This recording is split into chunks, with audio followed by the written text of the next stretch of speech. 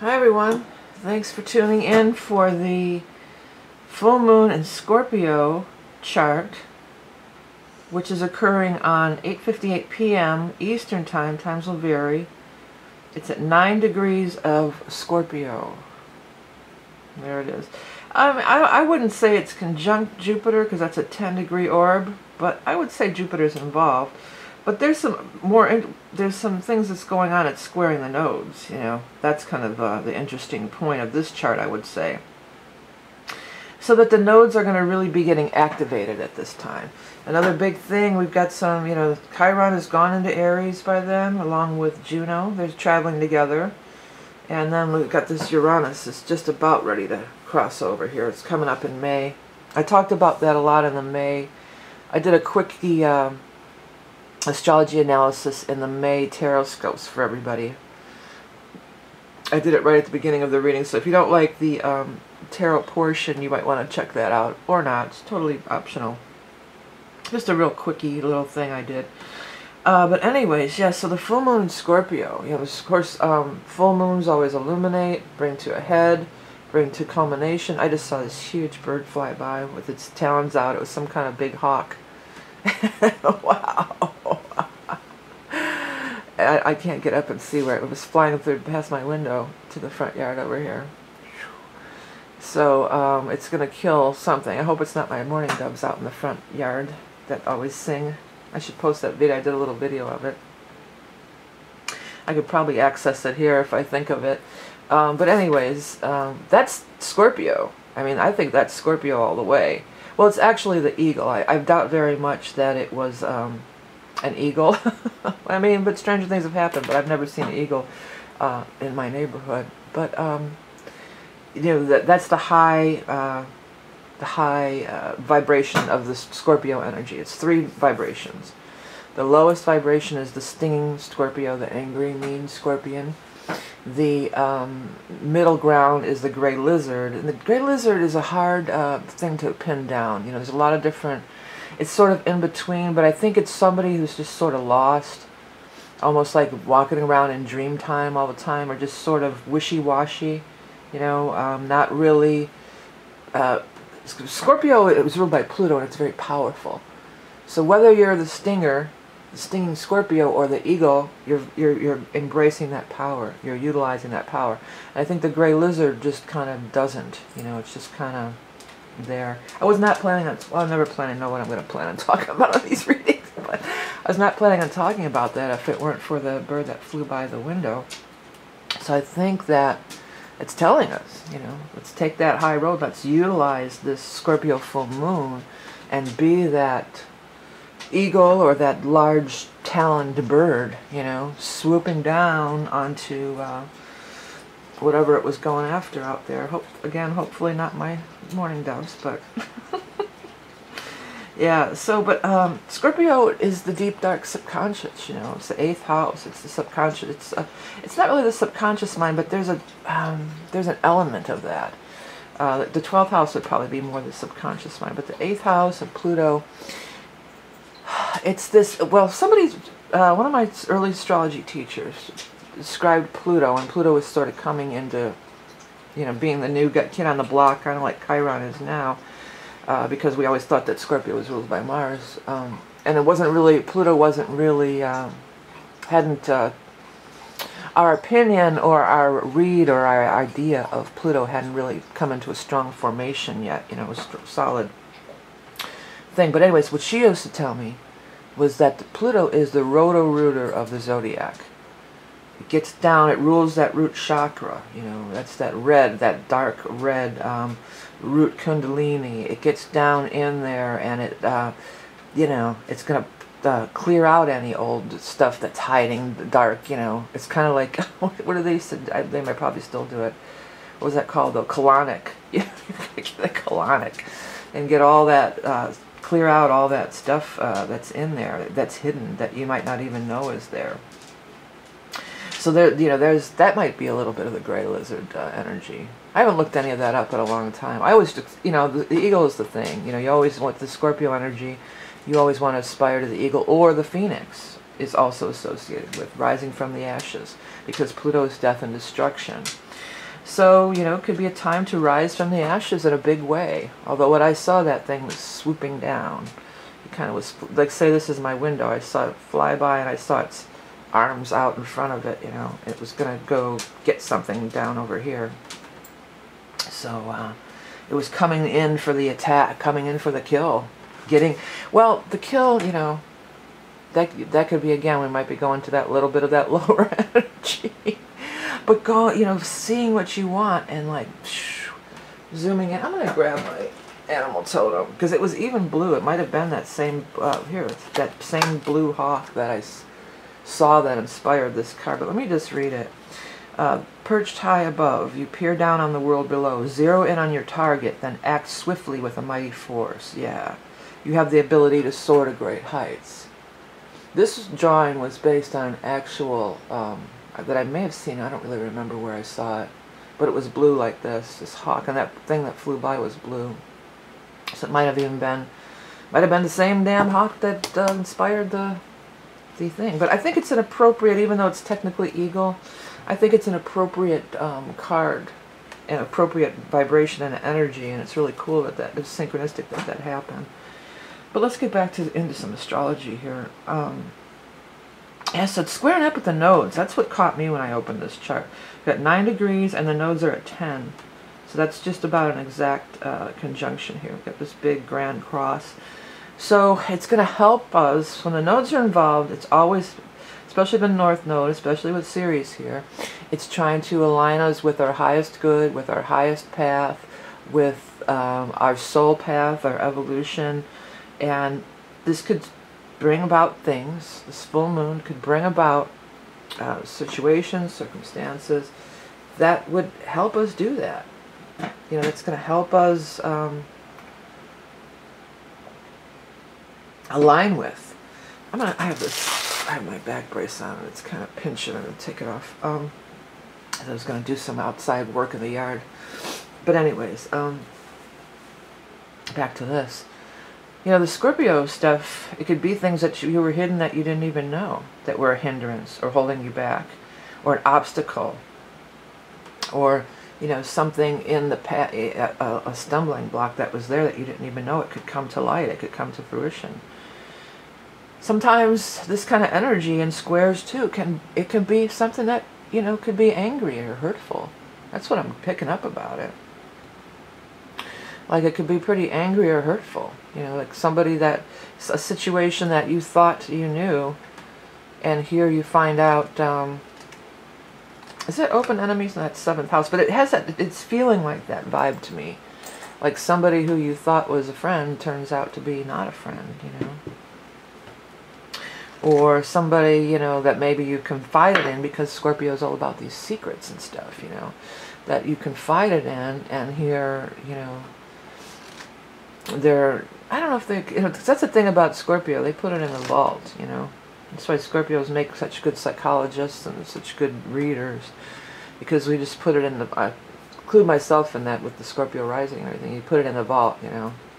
And really, Scorpios aren't really interested in gossip that much for the most part, you know. It's just not something that they really are going to get into or want to do. Oh, I'm sorry that thing flew out. Oh geez, I'm having an issue here. Okay. Is Mercury still retrograde? No, it's not. You know, I'm feeling like there's something that's, a secret could come out that could really clear the road, help you get to where you're going. I like that Ceres is with the North Node, exactly, pretty much. You know, it's right there. Because Ceres is abundance. Ceres is the goddess of the grain. She has temples of her grain and everything, and her symbol of the harvest and the abundance and everything. And I like that she's with the node. So she's going to really help us to get there, you know. There'll be abundance along our path or our journey or our aspirations comes to mind, is a word that comes to mind here. You know, so, what we're aspiring toward, what we want to do, and our aspirations. So she's going to come along and enhance that and help it. And that's awesome, you know.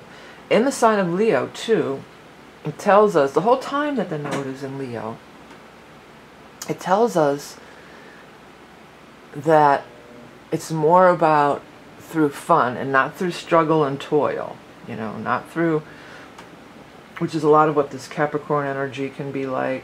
Taurus to some extent. Aries, work, drive, ambition, you know, go, go, go, go, go. With the 5th house, with Leo, it's kind of like just relax and let it happen, you know.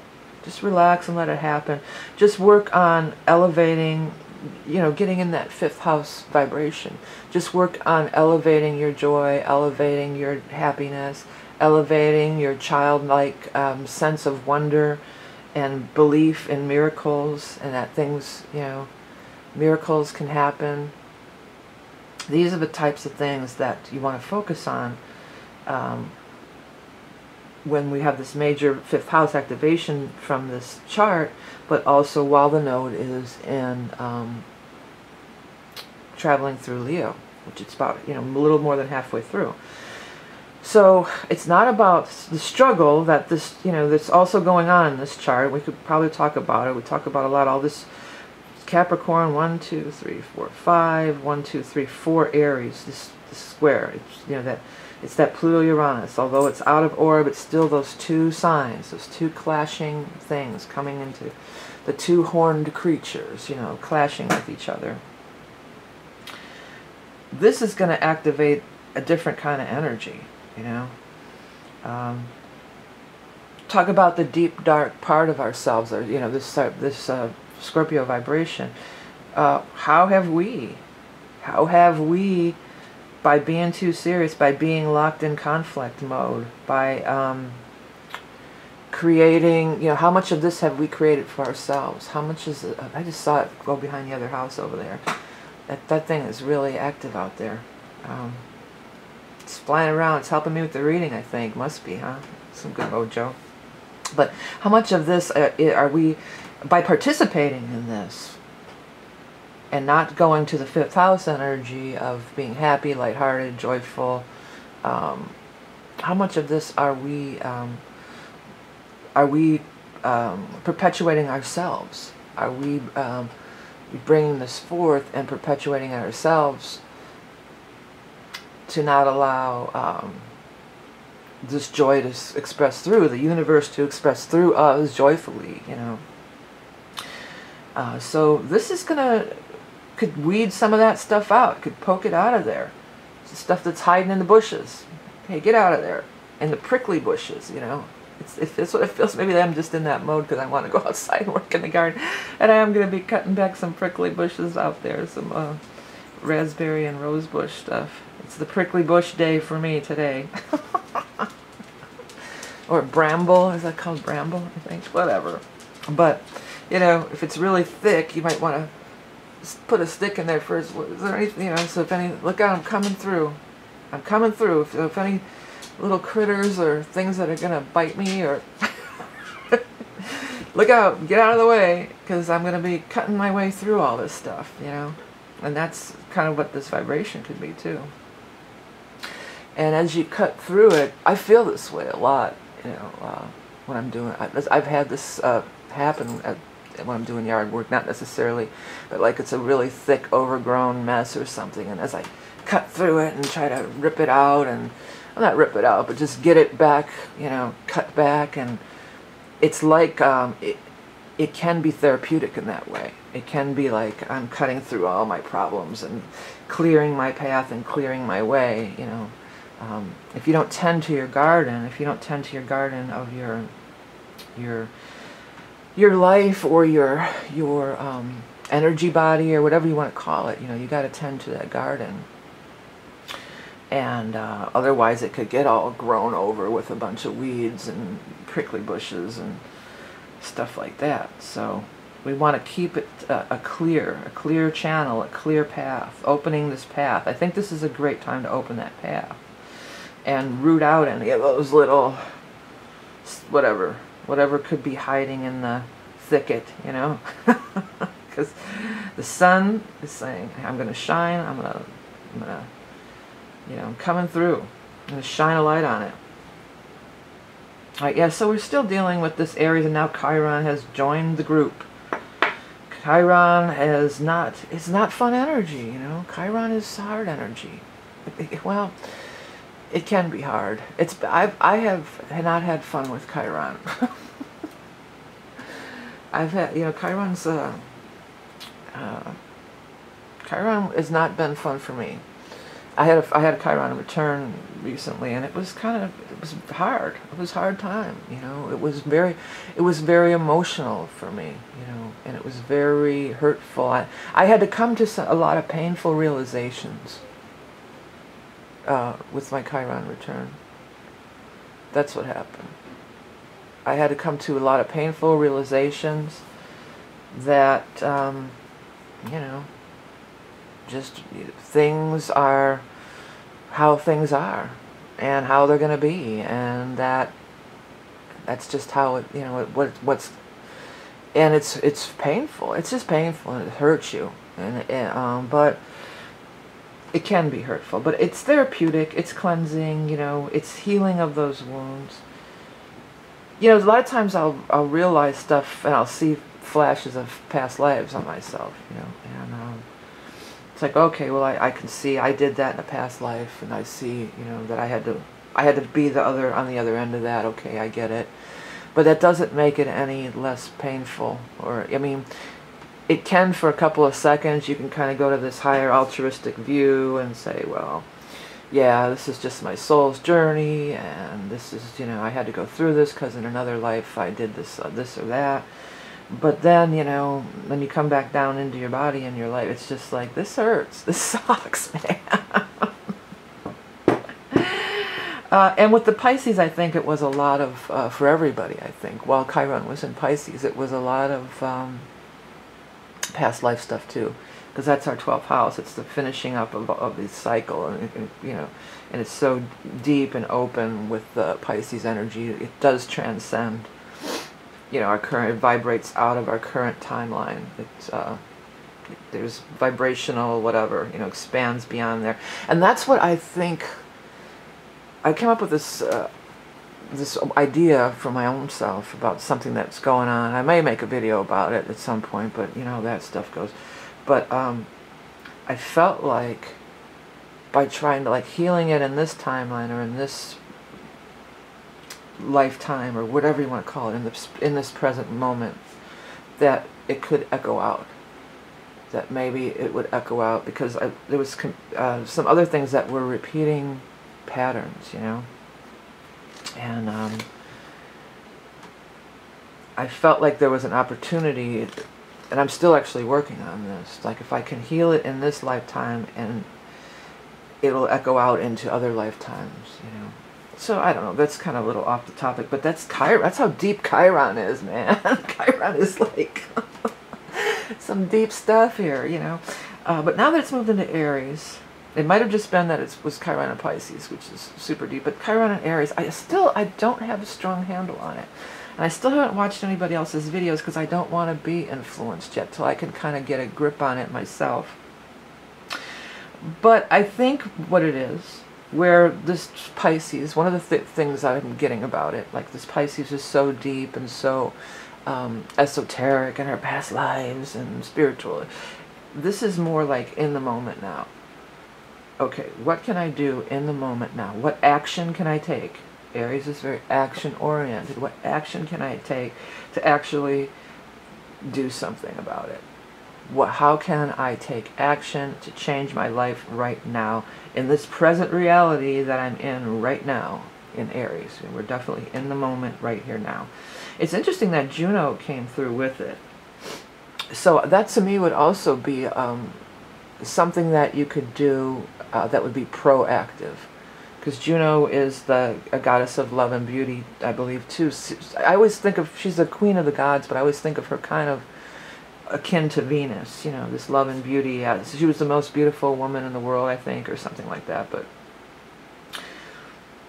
it's not about, you know, well, maybe, okay, physical beauty, maybe I could do something physical to make myself physically beautiful, you know, get your hair done or whatever. But I think it's more about making things better, you know, making things more beautiful on every level, not just visually, beautification visually, but instead of wallowing, because with the Pisces energy, it can be some wallowing, you know, wallowing in I'm the victim, and oh, I've been punished for all my past lives, and you know, it's like, okay, pick yourself up, dust yourself off.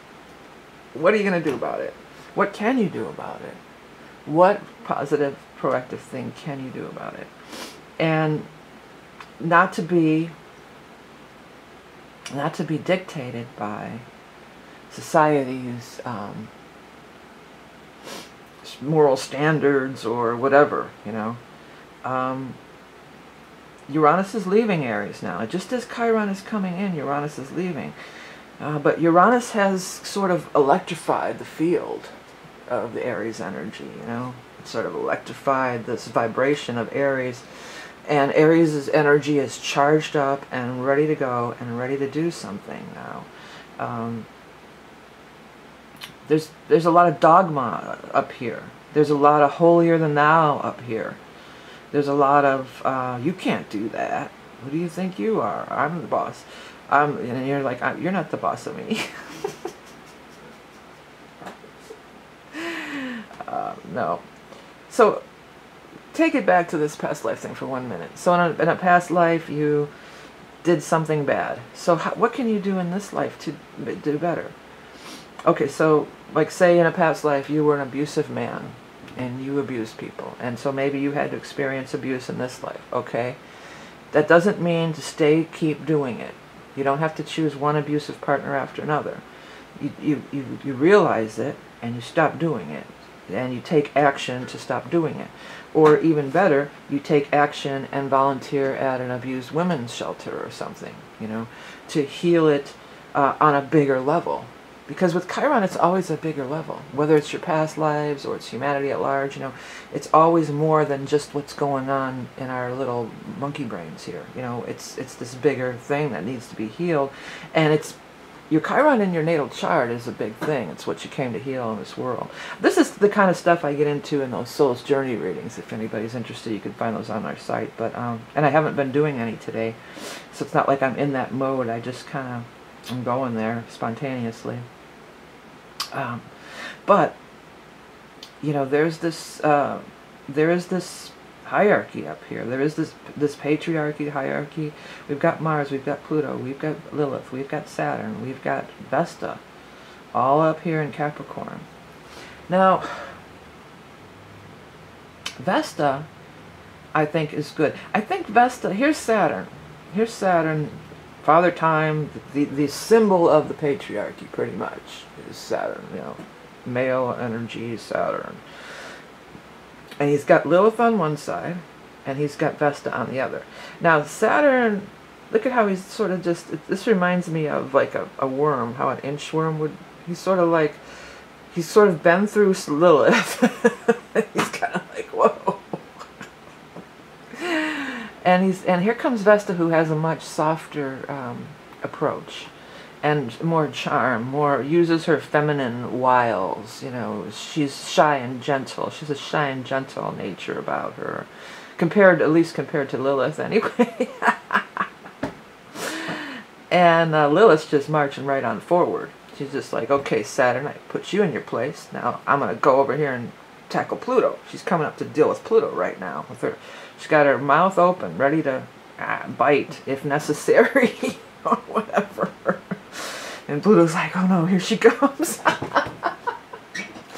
But back to Saturn. He's kind of like, well, that was harsh, you know, Lilith came through here. He's like, oh, now here's a feminine energy that maybe I can relate to, and maybe I'll just, you know, inch my way over to her. She's, and maybe Saturn can be influenced by Vesta. A Saturn type of energy is more likely to be influenced by Vesta. It's like how in the old paradigm, you know, these women really rule the world, where it's, you know, the men have all the power and the women, but there's that woman who's whispering in her husband's ears, and she's really got him wrapped around her little finger, but you know, he'll never. It's a manipulation, yes, but I guess it's what the women had to resort to in those days to, you know, get anything done. But it's the old "you catch more flies with honey" deal, you know, being sweet and nice and charming. You can be more charming instead of just marching through and saying, "Listen, this is how it's going to be. You're not going to push me around." Nah. So she's come through there. Saturn's like, "Phew, oh, I'm so glad to see you, Vesta," because he's been rattled by her, I think. So here she comes, you know. She says, "I don't care if you got Mars behind you or not, Pluto. Here, I'm coming through here, baby. And I'm going to tell you what I think." And he's ready. This, though, feels like Pluto's, like, ready in a good way to me. Like Pluto would never be happy with a Vesta type of partner. It's like it's like Richard Burton and Elizabeth Taylor, you know, those movies where they're fighting like crazy. You know, this is what this is about here. This is like pure passion. And Pluto's saying, yeah, this is my kind of, this is what I like the spice, you know, I like the spicy. Bring it. You know, he's like, bring it, baby. Saturn's like, oh God, I'm glad I made it through that one. And but it's these strongholds. The Pluto and Capricorn, the Saturn and Capricorn, they're these strongholds. And Capricorn in the 10th house, you know, the 10th house itself is this stronghold on society. We are the boss, we set the rules, you know. And there's things coming through their own sign that are shaking them up, and then being squared by Uranus. And now the Chiron's going to be moving real slow too, and taking its time. Like the Mercury in this is going to it's going to get out of there pretty quickly. So these things are being challenged in different ways, and it's going to be interesting to see where we land after all this, you know, after all these shakeups here. But things will be transformed. They're full moon in Scorpio. That's Pluto rules over Scorpio, right? That's transformation. Things will be transformed when Pluto's involved, and there's a Scorpio full moon. The fact that Chiron came in with Juno, though, I think it's coming in, you know, it's just like, it kind of softens the blow a little bit, maybe, or it kind of,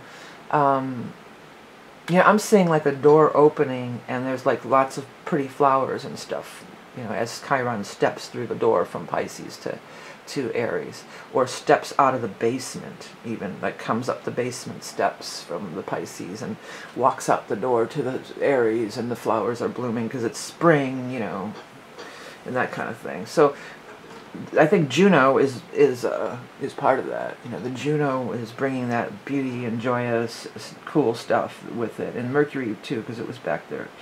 I don't know, it went retrograde, but it's you know, the Mercury too is nice, you know.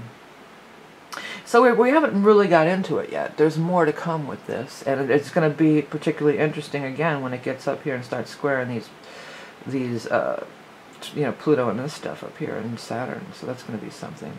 Venus has moved on into Gemini, and what's she doing? She's squaring MC and squaring Mars. This is that we actually, it looks like we have like a yod going on with this full moon too. Yeah, with Mercury, Venus. And then the finger of God, the yod, is the full moon. 12 degrees Mercury, 6 degrees Venus, both in orb of the 9 degrees. 3 degrees out either way. So 9 to 12 is 3 degrees, 9 to 6 is 3 degrees. We come back and it's the yod. I always forget about what that really means. I know what it points to is really powerful. That's the yod, that's the finger of God. So it's pointing up to that full moon. And there, you could do a secondary one with Jupiter, with the Mercury to the 19-degree Jupiter, and then the Palace would be the other leg of that one. So there's these yods over here pointing up at this. So it's like, look at it. It's a powerful thing. It's a powerful moment. It's a powerful moment. Yeah, my first instinct is that things could come up that maybe you don't want to look at. They just showed me somebody vomiting. Oh, nice.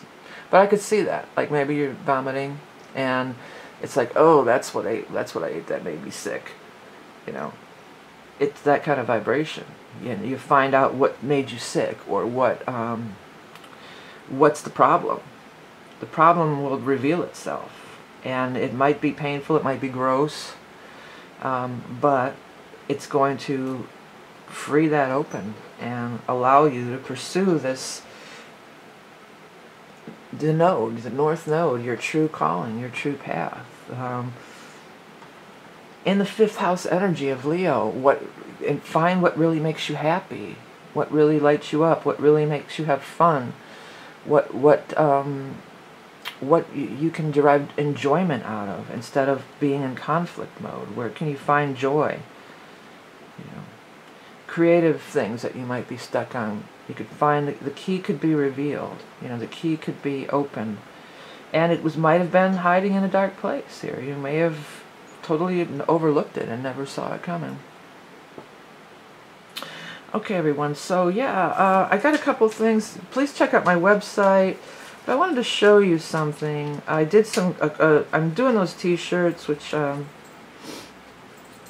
mentioned before, but I just did a new batch. I took the. Try to talk and find stuff at the same time. I took the mandalas, the astrology mandalas, and I added some text to them. So I did all 12 signs. So it looks something like this. It looks a little different, not so bright on the T-shirt itself. So what I did too, I did never put this actual, like this is Taurus, but it does not say Taurus anywhere on the shirt. So that's kind of like a conversation starter, I thought too. Like people would be pulled in to read your shirt, but it says it's the bull, it says it's fixed, you know, Venus ruler, the Taurus symbols on it, but nowhere did I write like Taurus. You know, I mean, I could have put it in, but I think it's cooler like this. It's kind of like a conversation starter. People, what is this? Oh, Mercury, what is it? What does this all mean? Maybe. Or maybe not. Maybe it's an annoyance and people say, I hope I don't get, you know. It doesn't say Cancer anywhere on the shirt, but it says crab, you know. I thought that was cooler, like to leave it out. Moonchild, you know. But each one has like these descriptions of, you know, of the thing, of the sign. And so it has its ruling planet and, you know, stuff like that. So I did one for each 12 signs. So if you want to take a look at it, I put the direct link right below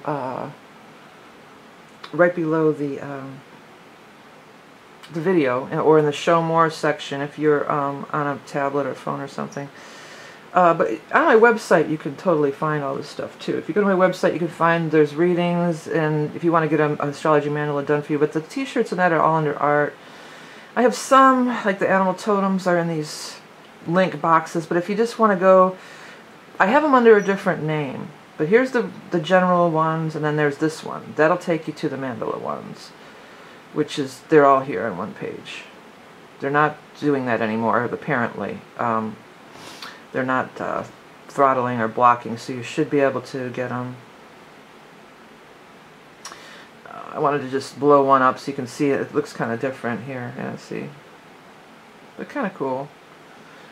Yeah. So that's what it might look like on a T-shirt. But anyways, check it out if you're into astrology or not. Or, you know, if you go to my website, there's all sorts of stuff. I've got the readings, the books, and many things to offer. But this is that chart. This is that full moon Scorpio. Pretty intense. Could be painful. Call on that hawk energy, that eagle, that hawk, the raptor. Oh my God. I was just hearing that song, but it was Call Me the Rapper, but I'm hearing it Call Me the Raptor. Rapper, rapper, rap. Call me the Raptor. So yeah, my guides have a sense of humor. I'm not looking up the lyrics. If you want to, I don't even know what that song is really. But Raptor, you know, Phoenix, you know, rising from the ashes. The eagle soaring higher. The hawk. But it's like flying upward. You know, it's soaring higher. It's not there's some darker undertows here, man. But don't go down there. Go to the higher ground. Till I reach the higher ground. Yeah. All right. Well, thanks everybody for tuning in and putting up with my wandering attention at times. But that's just how it comes through. Please do visit my website and check out some of my wares, like decks, books, all sorts of stuff. Thanks for donating. That makes these readings free. Pick yourself up a t-shirt if you like them. Thanks for liking, sharing, commenting. Remember, you are love and beauty incarnate. Have a great full moon in Scorpio, and I'll speak to you soon.